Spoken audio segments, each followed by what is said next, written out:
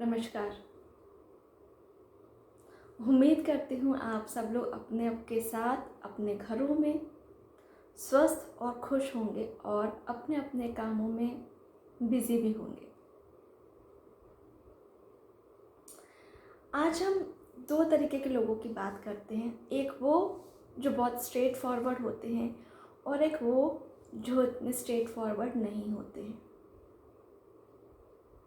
Basically क्या impact पड़ता है किसी दूसरे पर्सन के सामने ऐसे दोनों इंसानों का, जो एक स्ट्रेट फॉरवर्ड है और एक स्ट्रेट फॉरवर्ड नहीं है। कभी कभी कहीं पे किसी किसी जगह पे किसी किसी सिचुएशन में और कुछ लोगों के सामने स्ट्रेट फॉरवर्ड होना बहुत अच्छी बात है। लेकिन अगर हम ये सोच लें कि हर जगह हर सिचुएशन में हर इंसान के सामने हम स्ट्रेट फॉरवर्ड होके बात करें, तो आपको क्या लगता है, क्या वो वास्तव में सही है? एक बार सोच के देखिएगा।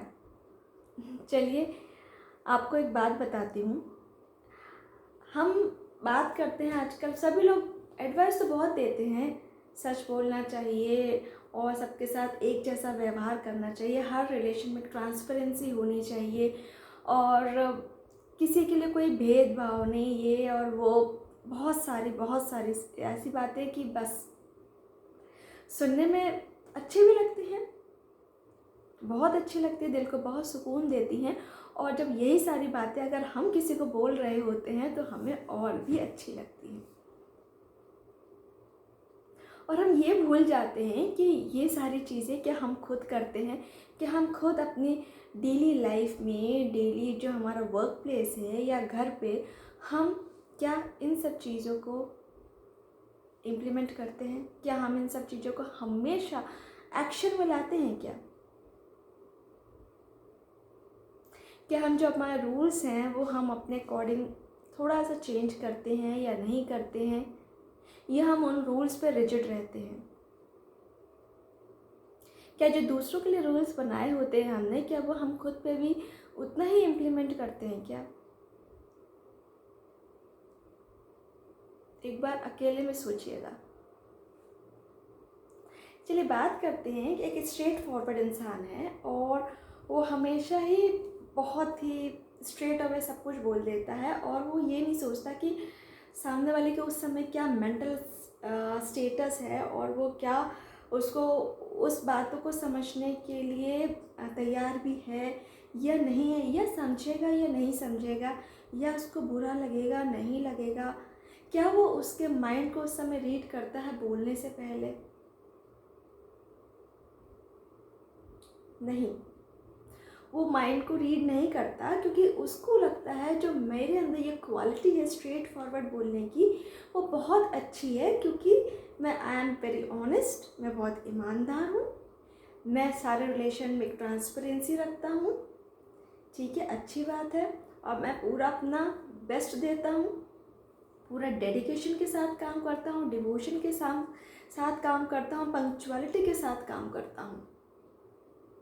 और उस बिहाफ में ये जो कि मेरी क्वालिटीज़ हैं, और उस बिहाफ में मैं सामने वाले को, अगर वो किसी कारण से, क्योंकि कारण तो मुझे पता नहीं होता कि किसी के साथ कोई भी सिचुएशन, कोई भी सर्कमस्टांसेस आ सकता है और वो उस सिचुएशन में कैसे रिएक्ट करेगा, ये उस पर डिपेंड करता है। और वो ये डिपेंड करता है कि वो कितना स्ट्रॉन्ग है उस सिचुएशन को हैंडल करने के लिए। लेकिन सिचुएशंस आती हैं, प्रॉब्लम्स आती हैं, और हमें हमारे जितनी जो हमारी रिस्पॉन्सिबिलिटीज़ होती हैं, चाहे वो हमारा ऑफिस जाना या अपना वर्क प्लेस पे जाना या घर के काम है या कोई दूसरे भी इम्पोर्टेंट काम है, हमें उसको करना ही पड़ता है। हम उसको नज़रअंदाज नहीं कर सकते और ना ही इग्नोर कर सकते और ना ही पोस्टपोन कर सकते हैं कि हम ये काम कल कर लेंगे। हमें वो काम करना ही है। लेकिन प्रॉब्लम ये है कि हमारा उसमें माइंडसेट कुछ और होता है और वो काम पता नहीं, हम सोचते कुछ और हैं, करते कुछ और है, कहते कुछ और है और होता कुछ और सामने वाला अगर इतना समझदार ना हो तो वो समझता कुछ और है। यहीं पे हम एक दूसरे इंसान की बात करते हैं। वो भी अपने काम के लिए बहुत ही डेडिकेट है, बहुत डिवोशन से काम करता है, बहुत पंक्चुअल है, ऑनेस्ट है और रिलेशनशिप में ट्रांसपेरेंसी रखता है। लेकिन वो बंदा ये बस ध्यान में रखता है कि सामने वाला का सबसे पहले माइंड रीड करता है और ये देखता है कि क्या जो मैं अभी एक स्ट्रेट फॉरवर्ड बोल दूँगा तो इस पे, इसके दिमाग पे, इसके माइंड पे, दिल पे उसका क्या इफ़ेक्ट पड़ेगा। वो सबसे पहले कुछ भी कहने से पहले एक बार उसको देखता है, उसको रीड करता है, सोचता है और फिर कुछ बोलता है। अगर हमें ये मालूम है कि किस टाइम पे किस इंसान से कब क्या कहना है, तो आप जानते हैं ये बहुत बड़ी आर्ट है आपके अंदर।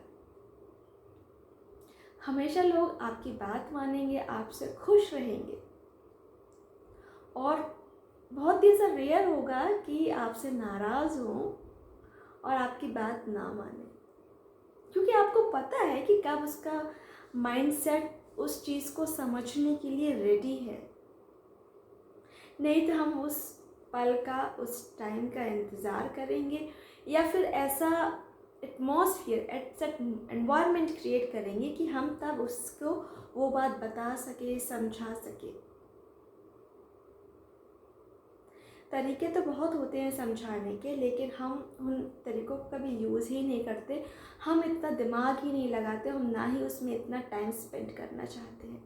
हम बस सीधे स्ट्रेट फॉरवर्ड बोल देते हैं, फिर चाहे सामने वाले को बुरा लगे, बेकार, अच्छा लगे, it is none of your business. Actually it is your business. It might be वो आपका कोलीग हो सकता है, वो आपका फ्रेंड बहुत अच्छा हो सकता है, वो आपका घर का कोई मेंबर हो सकता है या कोई छोटा बच्चा हो सकता है जो जिसको डांटने से वो बहुत ही अगर कहना चाहिए कि बहुत अगर सेंसिटिव हो तो उसके दिमाग पे उस समय बहुत ही बुरा प्रभाव पड़ता है और आप इसकी कल्पना भी नहीं कर सकते।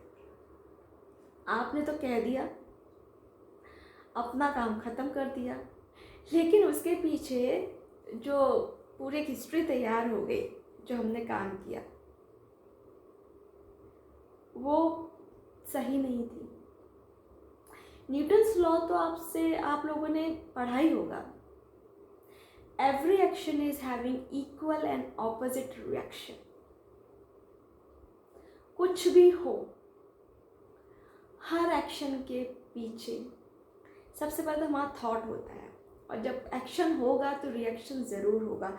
इट डिपेंड्स कि कभी कभी अगर वो इतनी स्पीड से, इतनी फ्रीक्वेंसी से, इस वेलोसिटी से अगर वो चीज़ नहीं बोली गई है, नहीं सोची गई है या नहीं की गई है, तो वो उसका जो रिएक्शन है थोड़ा लेट हो, बट होगा, ज़रूर होगा।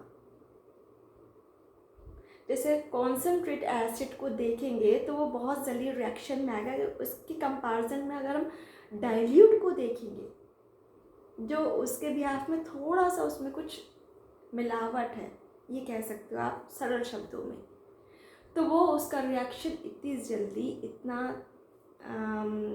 फ्रीक्वेंट नहीं होगा, ये कह सकते हैं। क्योंकि हर एक्शन के प्रति आपको बहुत ही, अगर आप नोइंगली वो नहीं कर रहे हैं तो हम तो कुछ भी करते जाएंगे और कुछ भी क्रिएट होता जाएगा और कुछ भी उसका रिएक्शन होता जाएगा और फिर आप बोलेंगे ऐसा तो हुआ ही नहीं था, ये कैसे हो गया। एक्चुअली एक्शन तो आप ही ने किया था। अब रिएक्शन जब सामने आया है तो हम भूल जाते हैं और हमारा एक बड़ा सा क्वेश्चन मार्क सामने आ जाता है, व्हाई, क्यों, why it happened to me. कई लोगों ने दीवार पे या कहीं और पूरे ग्राउंड में बॉल थ्रो की होगी, बहुत लोगों ने की होगी। आप जानते हैं जितनी तेज़ गति से, जितनी स्पीड से, जितनी फोर्स से बॉल थ्रो होगी, उतनी ही स्पीड से वो वापस भी आएगी। आप दीवार पे बॉल को बहुत ज़ोर के मारिए, वो देखे कितनी ज़ोर के हमारे पास आके हमें लग जाती है। ट्राई कीजिएगा और एक बार बॉल धीरे से मारिए। कभी कभी हो सकता है वो वहाँ तक, उस बॉल तक ही ना जा पाए, और कभी कभी हो सकता है कि वो जाए और दीवार के नीचे धीरे से वो गिर जाए, इतनी आवाज़ भी ना हो। अब आप ये कहेंगे ये भला क्या बात हुई, ये तो बहुत बार हमने किया है, और ऐसा होगा ही। जो चीज़ बहुत तेज़ गति से अगर हिट होगी, जितनी फ्रीक्वेंसी से हिट होगी, वो ऑफ कोर्स रिवर्ट बैक उतनी ही तेज़ गति से आएगी। ये बहुत नॉर्मल सा सिद्धांत है, उस हम सबको मालूम है, हम सब जानते हैं। We all know very well. अब चलिए बात करते हैं हम जो स्ट्रेट फॉरवर्ड वाले पे थे, उस टॉपिक। आपने बहुत फ्रीक्वेंसी से, तुम्हें ये करना नहीं आता, तुम ऐसा तुम वैसा, बहुत सारी चीज़ें आपने बहुत गुस्से में, बहुत एंगर होके सही चीज़ें बोल दी, तुम्हें ये बिल्कुल नहीं आ सकता, तुम बिल्कुल नहीं कर सकते, और मुझे तो तुमसे ये उम्मीद ही नहीं थी, मैं बहुत डिसअपॉइंट हूँ तुमसे। बहुत फ्रीक्वेंसी से वो चीज़ हिट हुई।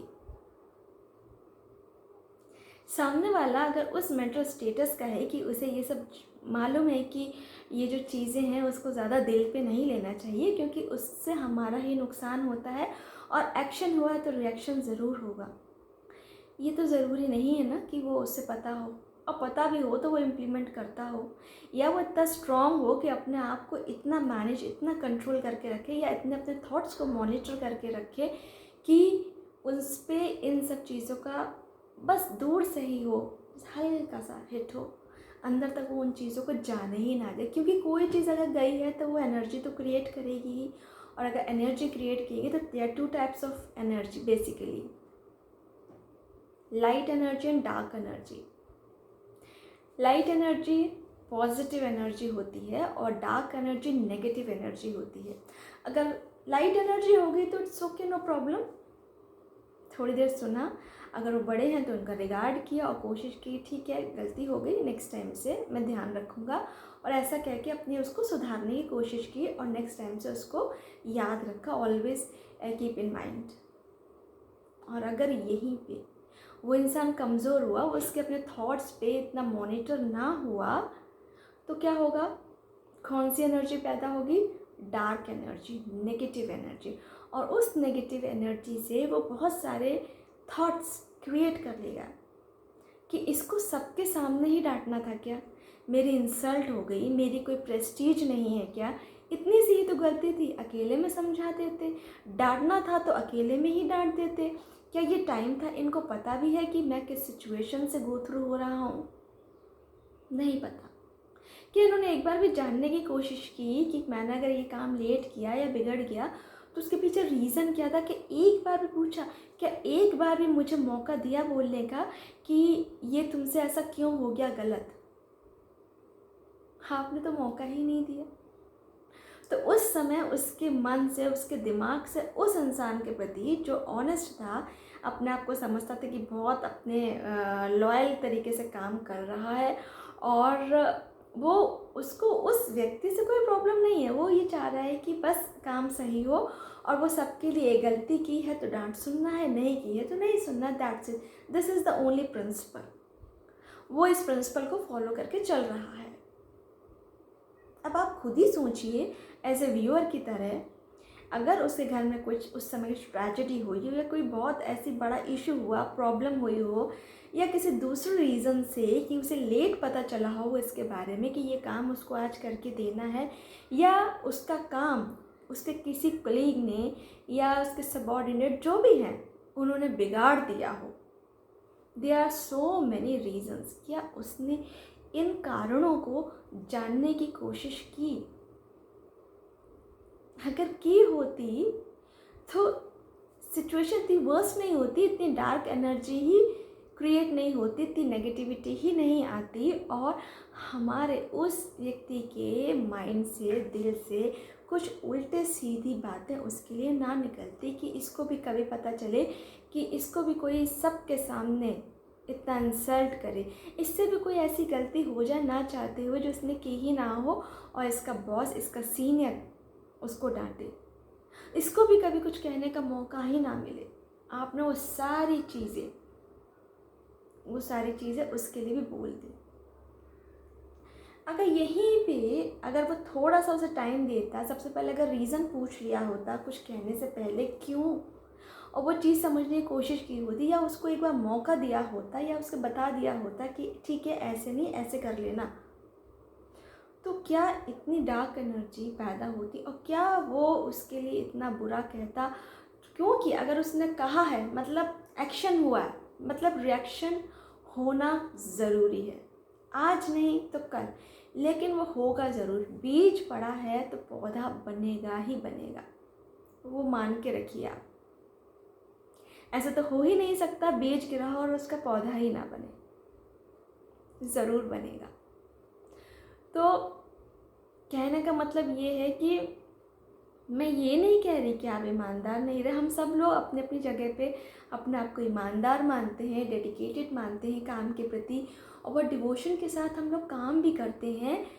लेकिन हमें बस ये सीखना है कि क्या वो टाइम सही है उसको बताने का, उसको समझाने का। हमें इतना मैच्योर होना पड़ेगा, अगर हम किसी अगर अच्छी पोजीशन में हैं या बड़े हैं किसी से, और हमसे छोटे, हमारे नीचे बहुत लोग काम करते हैं, हमारे अंडर में बहुत लोग हैं, तो ये आर्ट हमें बहुत ज़रूरी है, आनी चाहिए।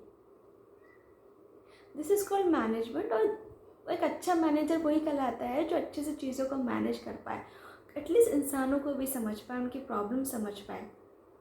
काम होगा, ज़रूर होगा, लेकिन ये आप पे डिपेंड करता है, ये आपके अंदर कला होनी चाहिए कि काम कैसे करवाना है, काम कैसे निकलवाना है। ईमानदार दोनों ही लोग थे, लेकिन दोनों ही लोगों ने थोड़ा सा बस इसी चीज़ का अंतर था। तो अंत में आपसे विदा चाहूँगी, और ये कहूँगी कि बस थोड़ा सा सामने वाले को कहने का मौका भी दीजिए, और उनके थॉट्स को भी, उनके माइंड को भी पढ़ना सीखिए, उसके बाद ही कुछ बोलिए।